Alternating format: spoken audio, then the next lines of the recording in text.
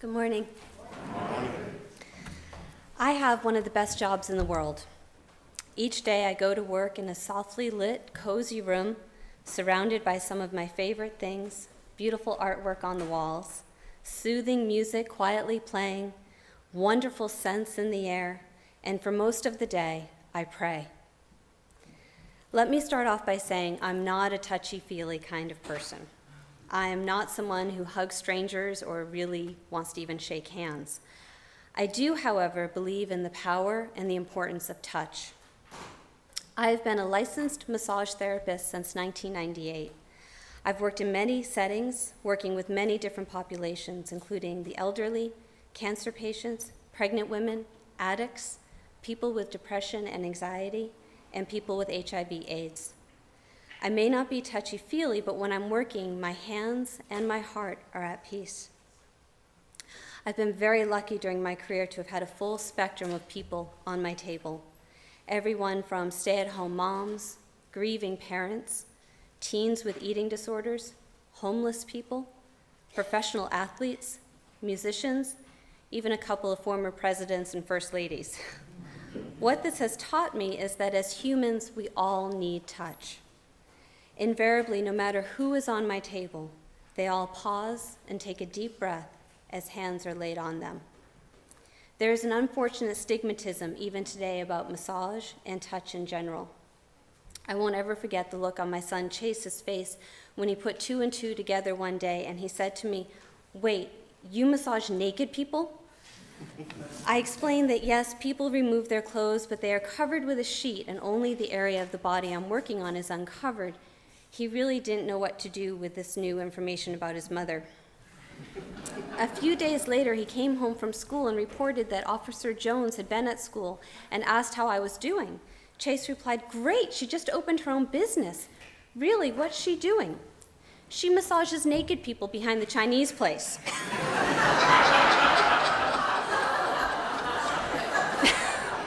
First, we had to explain the difference between the Thai restaurant and the Chinese restaurant, but Chase and I obviously had to work on how he presented Mommy's business. So often when I'm working, I get completely lost in the person I'm working on. I pray for the person on my table. I pray for myself. I pray that the Holy Spirit uses me to offer some peace to the person I am working on. Touch with intention. We all need positive touch. I have many elderly clients, some widowed, who just need to feel another person. They don't necessarily express it that way, but underneath it all, that is what they're looking for. How many of you have ever comforted a crying child just by giving him or her a hug, a snuggle, or even a pat on the back? I want to share with you what was probably the most challenging massage I ever gave. I was working at an HIV/AIDS community health center in Boston back in 1998. I had a woman come see me who was absolutely terrified. She didn't want to remove her clothes, not even her shoes. I still don't know why she signed up for a massage, but I think a higher power was at work. I basically just held her head and let her talk. She was living in a motel room with a man who made her sleep with other men for drug money. She was beaten daily. I could see bruises through her blouse. Over the next few weeks, she started to get a little more comfortable with me and let me massage her hands and her arms and eventually her feet. So one day, a very gregarious man came to see me at the clinic. He was a real charmer and very chatty. As I started the massage, I realized quite quickly who this man was. He was the man who was terrorizing the woman I'd been treating. Now what am I to do? There was a part of me that wanted to walk out. Why should he be allowed to relax and enjoy this massage, knowing the pain he was causing her? But instead, I took a deep breath and gathered all of the love and compassion in my heart and with intent shared positive touch. To my shock, the next week she came back to see me. I have to say I felt as if I had betrayed her in some way, but what had happened was truly amazing. She said to me that whatever I did changed him. He hadn't laid a hand on her for the whole week. He was kinder and was seeking help for his addiction. That right there is the importance of touch.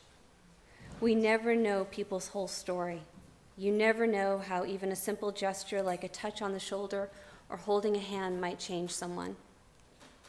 The irony, of course, of that story of the abused woman is that I would shortly thereafter start being abused myself. I'm not going to go into all that right now, but I will share my own amazing story of touch. About 2 years ago, I received a massage.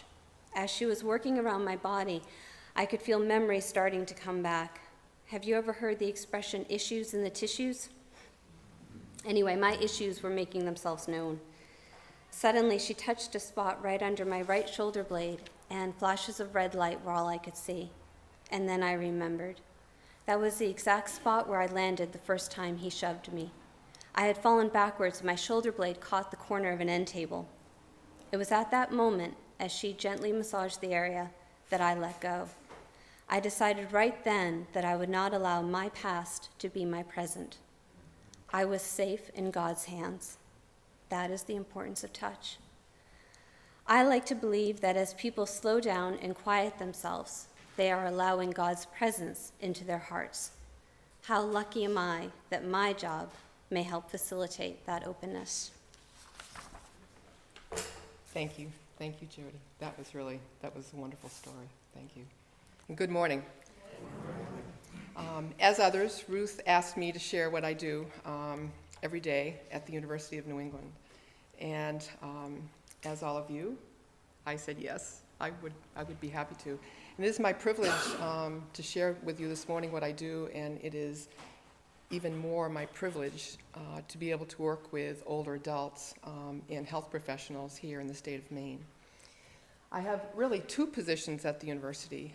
One is that I am a nurse practitioner with the University of New England Mature Care Program, which is a clinical practice comprised of physicians, nurse practitioners, clinical social workers, and we provide primary care to patients in long-term care, residential care, and assisted living and rehabilitation centers, so that unlike folks that go to offices to obtain their care, we go to the place of the residents to provide care to them.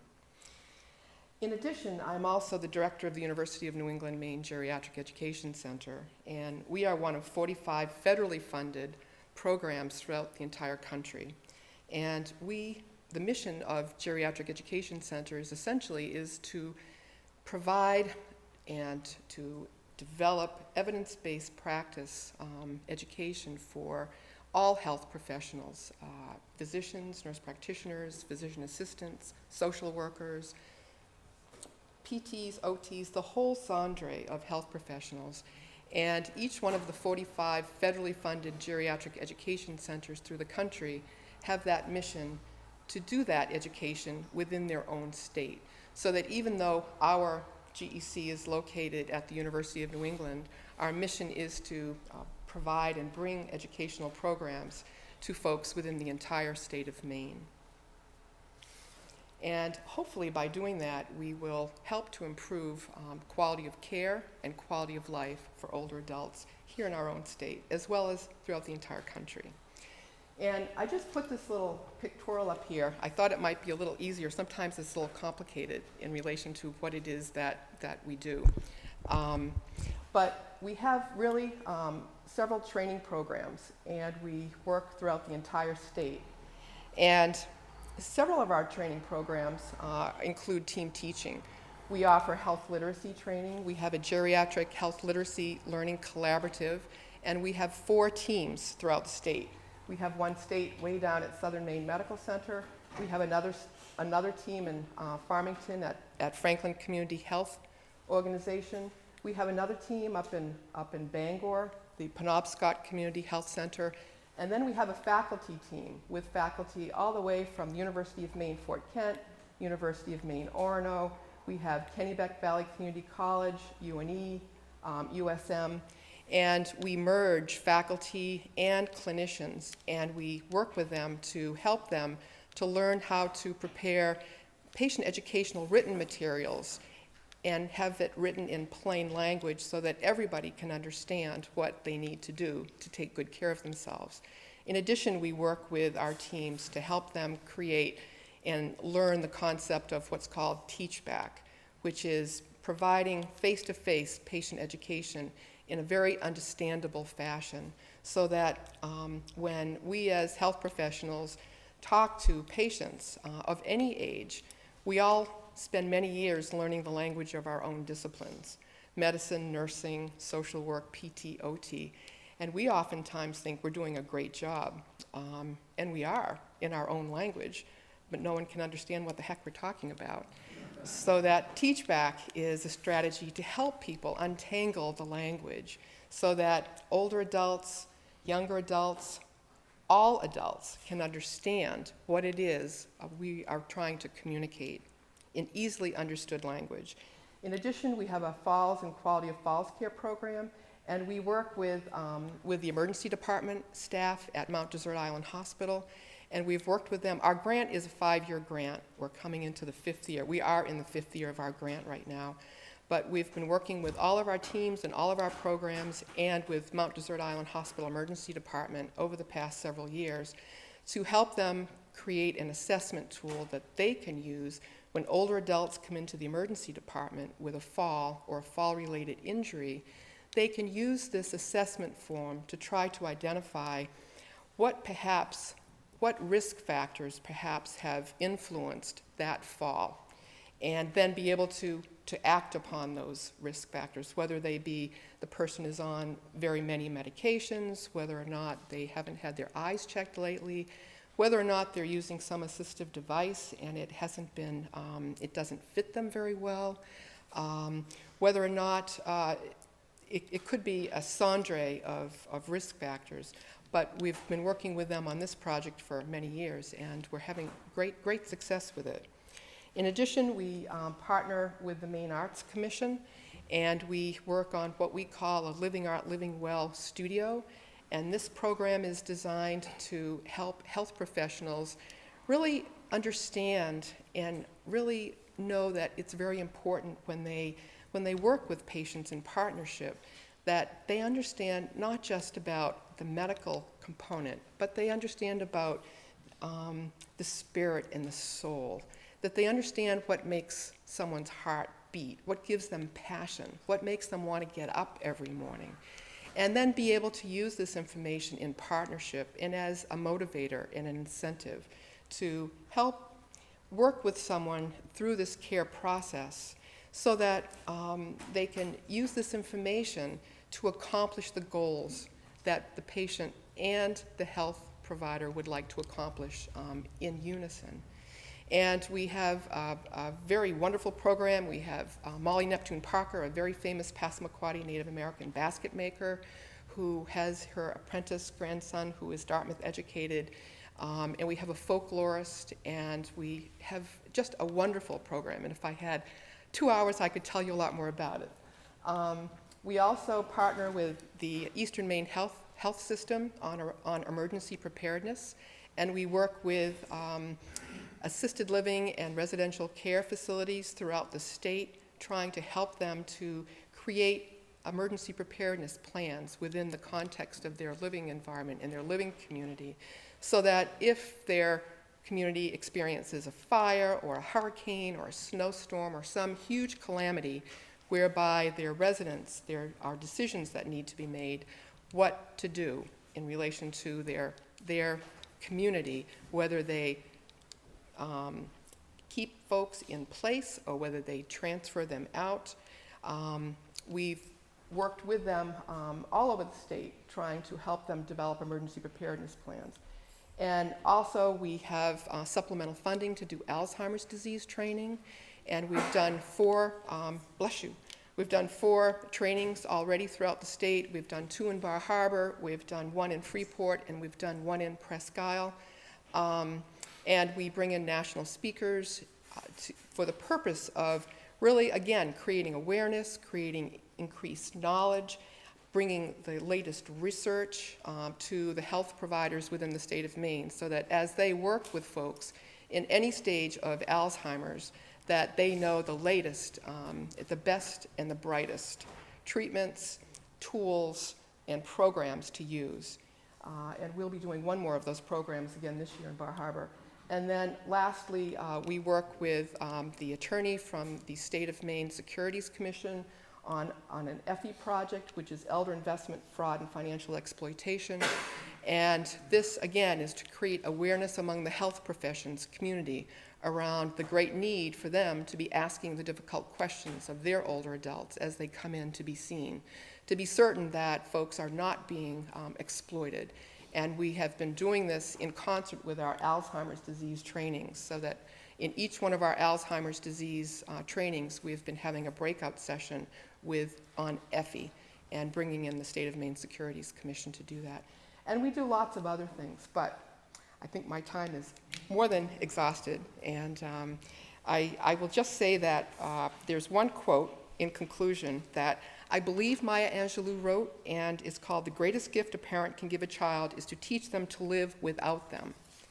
And for my patients, my hope is that the greatest gift I can give to them is the gift of listening and compassion, listening to what they are really trying to say, sometimes when they're having great difficulty trying to communicate, and listening to what they're not saying as well, so that we can really, and I can really understand what they are really trying to say. And to health professionals, I hope that through our grant, that we're good stewards of our federal money, and that through our initiatives and our trainings here in Maine, that we can bring greater awareness, knowledge, exposure to research, and best practice in geriatric medicine to the health professionals here. So that is what I do, and thank you. Thank you very much.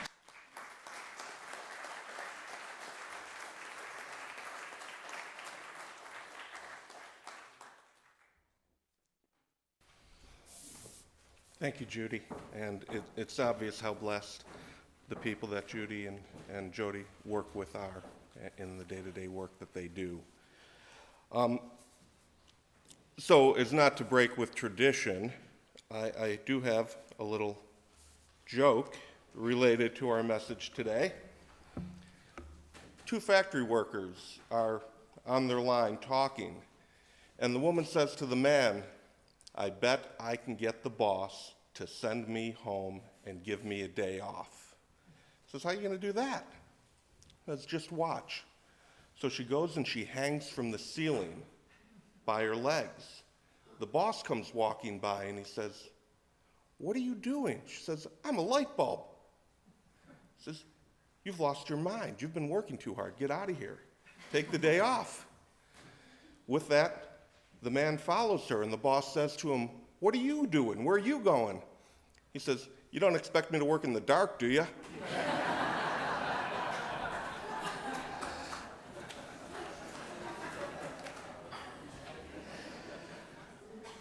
So, my experience in the workplace is not hanging from ceilings, although some think I do similar stuff. But I'm a salesman, and I do not have this kind of direct opportunity to touch people the way we've heard Jody and Judy share how they do.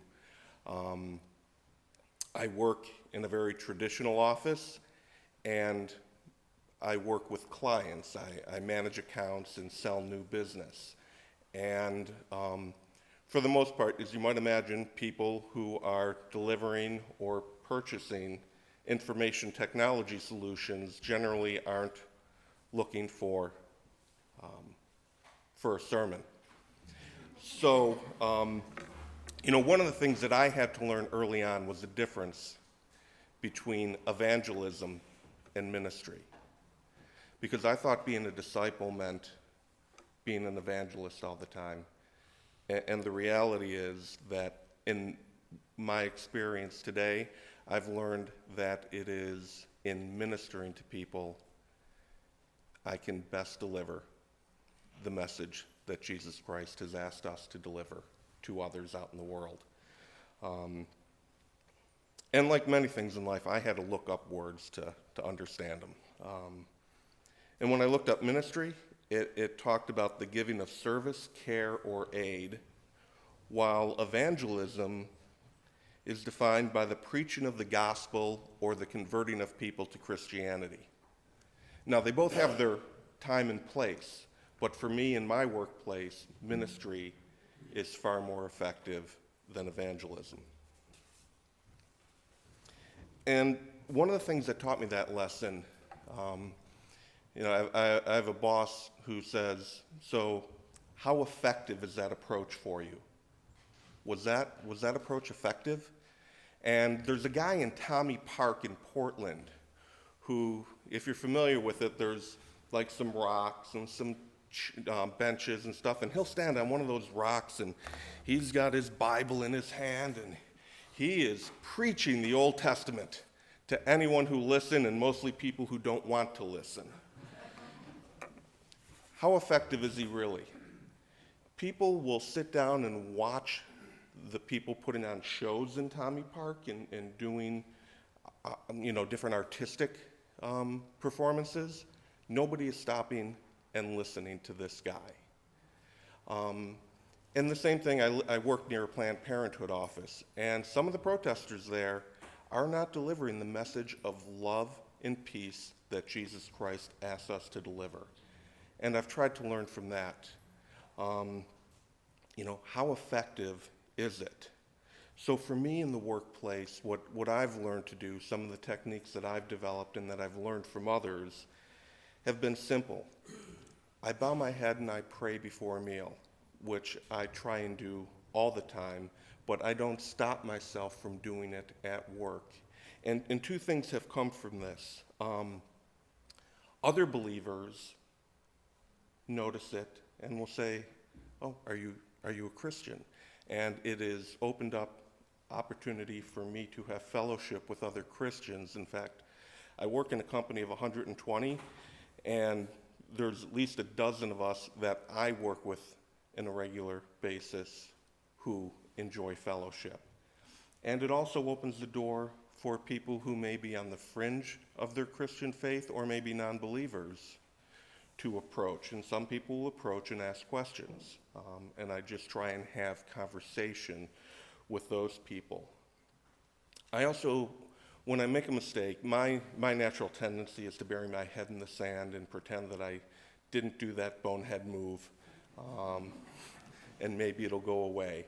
What I try and practice is to apologize and ask forgiveness.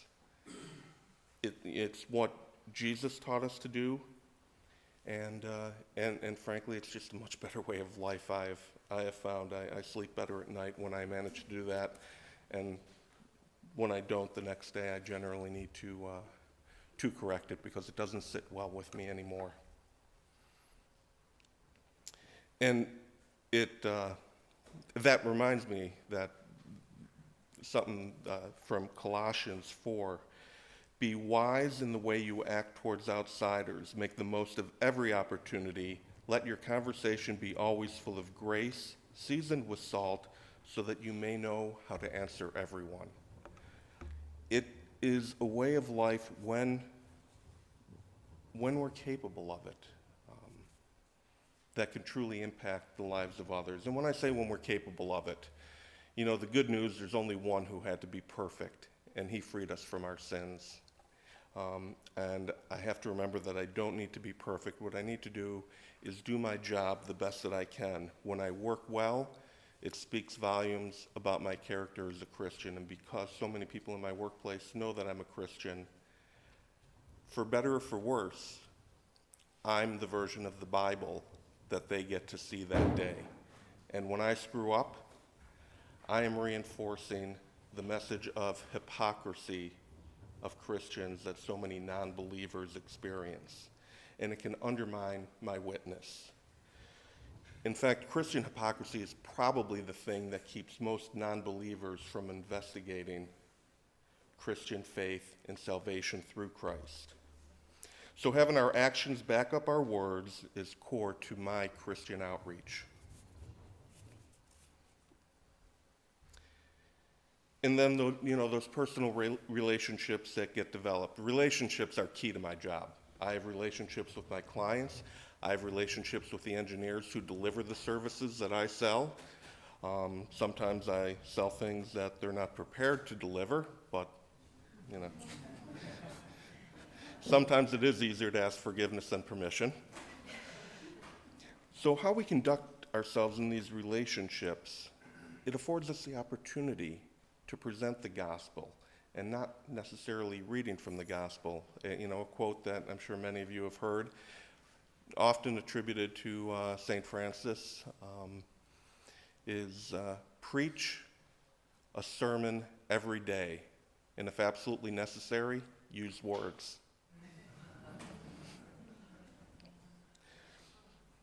So, like Jesus, we're to love people just for who they are.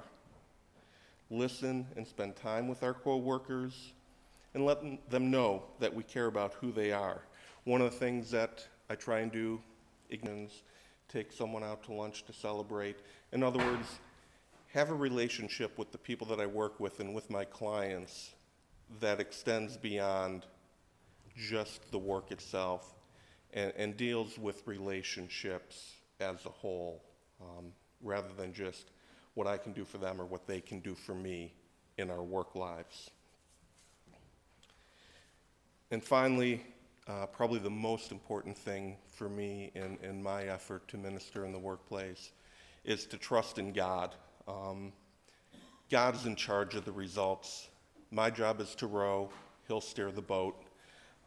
When I get vested in the outcome, then it's my ego and not my ministry, not my sharing of the word, the sharing of the message that's at play. God has perfect timing, and if I'm able to show up and participate in His reconciliation, He will do what He does, and He will do it in His time, and I just need to step back and let that happen.